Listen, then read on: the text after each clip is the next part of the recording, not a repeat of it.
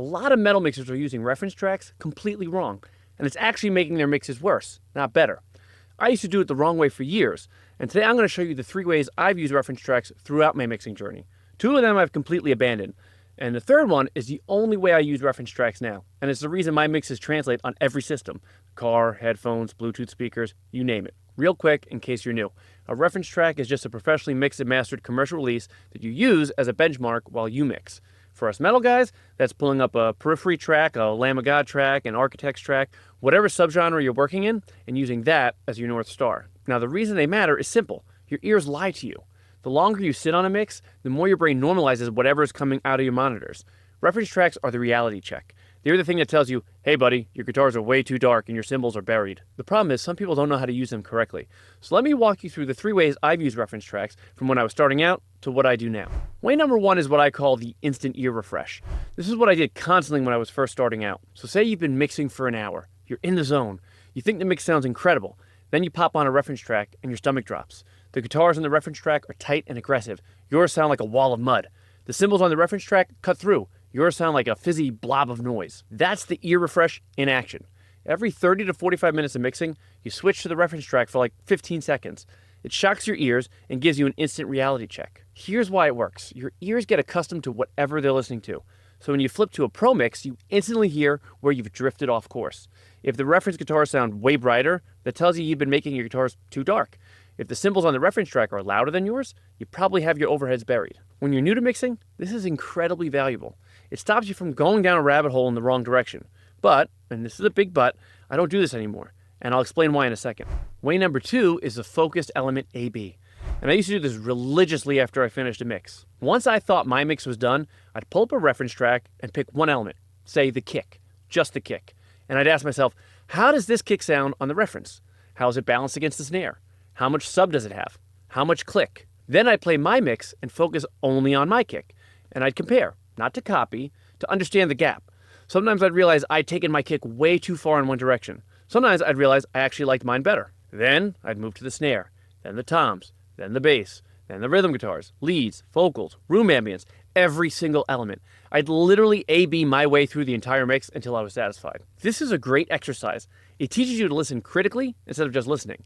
The reason I stopped doing it is because it takes forever. And honestly, once you've done it a few hundred times, you've built up the internal reference library in your head.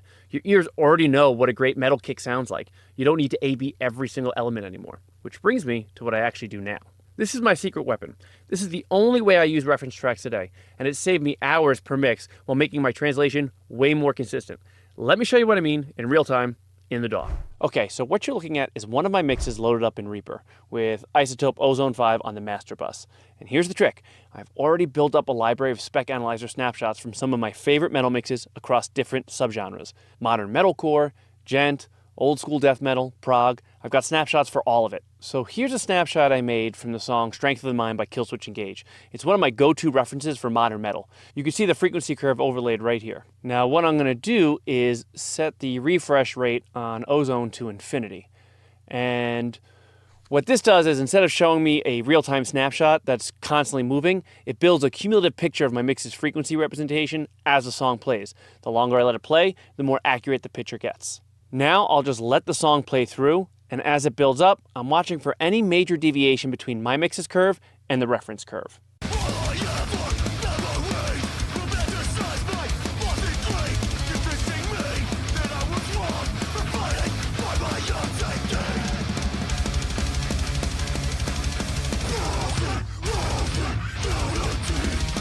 Okay, you can see right here, my mix has a pretty noticeable dip around 900 Hertz. That's likely from the guitars being a bit mid-scooped, but I'll check at the source and I'll make a tweak. Maybe a small EQ boost around 900 Hertz on the guitar bus. So I'm going to make a 3 dB boost right at around 900 Hertz on the guitar bus, and I'll play and see how that looks on the spec analyzer and see if I like how that sounds more than how I originally had it.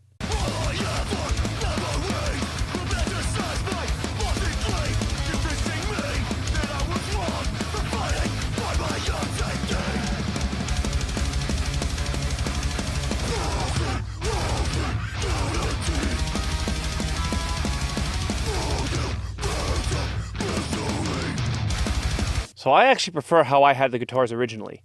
And that's the most important part. I'm not blindly trying to make my mix match the reference. If the tweak makes my mix sound better, I keep it. If I actually preferred how my mix sounded before, I undo it. The reference is a guide. It's not the law. So what's that actually doing? It's giving me a visual sanity check on top of my ears. And after I run this process, 99% of the time, my mix translates on every system. The car, AirPods, Bluetooth speakers, laptop, the works. Real quick, if you want to actually nail your mixes before you ever get to the reference stage, I have a free mix prep guide that walks you through everything you need to do to your tracks before you even start mixing. The link is in the description. Grab it. It's free. So let's recap. 3 ways to use reference tracks. 1, the instant ear refresh, every 30 to 45 minutes. This is great when you're new and your ears haven't built up an internal reference library yet. 2 is the focused element A/B after the mix is done. Great for training your critical listening, but slow once you're more experienced. 3, and this is the only one I use now, is the cumulative spec analyzer method in Ozone. It's visual confirmation, it's fast, and it's the reason my mixes translate everywhere. The key with all these, never blindly match the reference. Use it as a guide, but trust your ears more. If this video helped you out, please hit that like button, subscribe for more content just like this, and let me know in the comments, what's your go-to metal reference track and what subgenre are you mixing? I'm always looking to add new snapshots to my library. And if you want to take your mixes even further, check out my next video right here on how I use sidechain compression to add serious clarity and punch to my metal mixes. It pairs perfectly with what we just covered. Trust me, you don't want to miss it. Now go make your mixes translate.